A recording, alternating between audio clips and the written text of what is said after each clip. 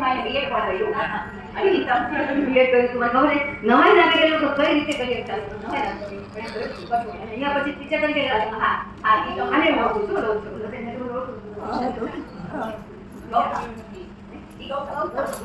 ત્યાંની જોઉં છું તો આને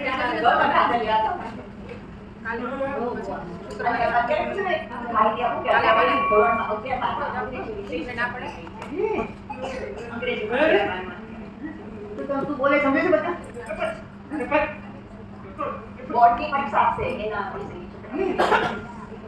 બહુ સરસ કહેવાય બેટા